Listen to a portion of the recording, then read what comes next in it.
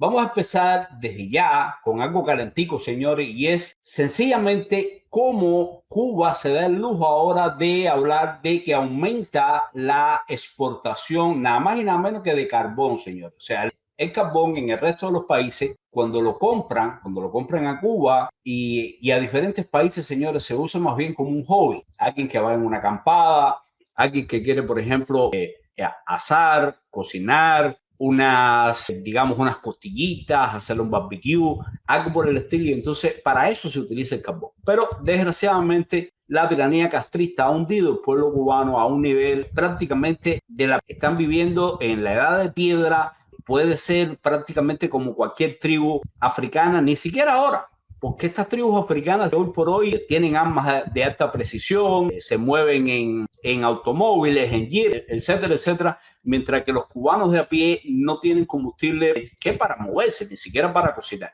Y en ocasiones, cuando lo usan para acelerar los procesos de cocción en el carbón, se dan accidentes terribles, como este médico que le conté hace varios programas, donde le echó gasolina al carbón para que aquello cogiera mano para poder cocinar y se quemó el 80% de su cuerpo. Gracias a Dios pudo salvarse y participamos en varias colectas de dinero y pudimos ayudarlo al respecto. Ahora aquí mismo, señores, tenemos un video donde estamos hablando cómo ellos anuncian con toda la alegría del mundo que han sido capaces de aumentar el carbón de la exportación y por supuesto que los cubanos se preguntan, bueno, ¿y el de nosotros qué? Si para nosotros es para... Pinar del Río ha anunciado su plan de exportar 250 toneladas de carbón vegetal en 2025, lo que ha generado críticas debido a la escasez y altos precios del carbón en el mercado nacional. Solo 50 toneladas se destinarán internamente, lo cual ha intensificado el descontento de los ciudadanos que cuestionan... Estamos hablando, señores, que están diciendo abiertamente que solamente de toda esa producción enorme que están destinando a vender el turismo, solamente van a destinar 50 toneladas para un promedio de 8 a 9 millones de personas que van quedando en Cuba y que la inmensa mayoría, más del 90%, tiene que cocinar con carbón. Esto realmente es inaudito, señores, a los niveles que va llegando la miseria y todo este estado de pobredumbre, pero no solo pobredumbre física, señores, en cuanto a falta de recursos, suciedad, condiciones insalubres, sino también una pobredumbre humana, cómo han aumentado todo tipo de delitos, como el cubano a la larga, y ojo, no estoy diciendo todo el mundo, estoy diciendo muchos casos que están pasando, cómo se ha envilecido porque prácticamente están funcionando en modo de supervivencia. Aquí, de hecho, Octavio me dice que qué me dice de Chevron y del tema Trump sobre Venezuela. Bueno, Octavio, ahí hay dos lecturas. Una simplemente que Trump impuso su práctica como negociante, se impuso en el pragmatismo y dijo, bueno, si yo logro que me devuelvan a prisioneros que tiene el régimen chavista, prisioneros americanos y personas de interés para nosotros, si logramos eso, pues simplemente vamos a permitirle que Chevron siga operando. Pero al mismo tiempo, la idea es que si Chevron se retiraba, esas instalaciones no iban a quedarse vacías, sino que alguien las iba a ocupar, alguien iba a usar la infraestructura e iba a seguir produciendo petróleo. ¿Quién iba a ser, señores? Los chinos. Son realmente los únicos que tienen la capacidad para hacerlo. Y aquí se pensó también en el mediano y corto plazo. Si Estados Unidos abandona esa posición, de inmediato va a ser llenada por los chinos y entonces, ¿qué va a pasar? Van a tener mucho más petróleo y sobre todo a nivel geopolítico van a estar en Venezuela. De esta forma, con la presencia de Chevron en Venezuela, aunque nos duele, digamos, caramba, estamos hablando de, imagínate, pagarle impuestos a la dictadura chavista, que son cerca de 300 millones de dólares todos los años. Bueno, pues como bien dice Anabel, exactamente Estados Unidos prefirió jugar al seguro y decir, espérate, yo quiero quedarme ahí. Ok, que Chevron produzca petróleo, que nos la venda a nosotros mismos, que la dictadura venezolana reciba recursos, pero vamos a estar geopolíticamente dentro de Venezuela y cualquier cosa, incluso cualquier ataque contra un funcionario, contra un obrero norteamericano o algo por el estilo, puede haber incluso una invasión. Pero lo más importante de nuevo es el tema geopolítico. En política, señores, no hay ningún espacio vacío. Si usted cede, se va, alguien lo va a ocupar y por lo general son sus adversarios. Por eso es que yo nunca he estado de acuerdo, por ejemplo, en que Estados Unidos se retire de determinadas instancias, como puede ser incluso la UNESCO y muchísimas organizaciones de la ONU, que aunque sabemos que están plagadas de izquierdistas, una vez que tú te vas, pues no vas a tener forma de repeler lo que está pasando allá adentro. Lo mismo que está pasando, por ejemplo, con las elecciones venezolanas, donde más del 90% de los venezolanos no participaron, precisamente porque es una farsa de los chavistas, porque ya Edmundo González Urrutia ganó hace exactamente hoy un año, el 28 de julio del 2024, y sin embargo los chavistas le pasaron por arriba y se autoproclamaron como que vencieron y que si las actas de aquellas actas nunca aparecieron realmente porque no tenía la prueba, ¿no? Pero ¿qué pasó ahora con estas elecciones? Que incluso mucha de esta gente que fueron electos, señores, van a redactar una nueva constitución. Si la oposición hubiera participado de nuevo en estas elecciones, la oposición tuviera una voz y de nuevo pudiera forzar a Maduro a una negociación. En el momento en que la oposición se retira, automáticamente Maduro gana el 90% de los escaños, si no más. De hecho, la oposición perdió muchísimas alcaldías en Venezuela y esto hace que el régimen se fortalezca.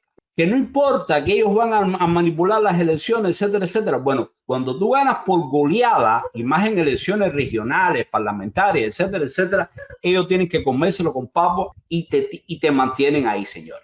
Aquí, de hecho, nos está diciendo Anabel, los detalles de la supuesta licencia nueva no se saben todavía. Es correcto y hay que ver qué condiciones le pone la administración Trump. Aquí saludar a Roberto Salvador, que nos dice saludos de Cuba, libertad para los cubanos, patria y vida, bienvenido al mundo de Pepe, gracias por acompañarnos. Y nos dice Anabel, la diferencia es que Estados Unidos gasta mucho dinero en esa organización. Es correcto, Anabel, sí, porque nosotros subsidiamos a más del 70 y tanto por ciento de la ONU, más del 70-80% de la OTAN. Pero ojo, es importante estar ahí, porque cuando tú no estás ahí, te pueden serruchar el piso, como decimos en buen cubano. O sea, usted tiene que hacer presencia precisamente para impedir que hagan cosas contra ti. Si no estás, es mucho peor. Ojo, que la mayoría pueda votar, como pasa en el circo este de Naciones Unidas, que todos los años vota contra el llamado bloqueo, etcétera, etcétera. Sí, pero Estados Unidos está ahí. Ahora, de hecho, Octavio nos dice, Jadir, ¿qué me dice de los 50 días que le dio Trump a Putin? Hoy le dio 10 días más. ¿Qué va a pasar? Tú sabes, Jadir. Bueno, yo creo que realmente Trump está bien decepcionado de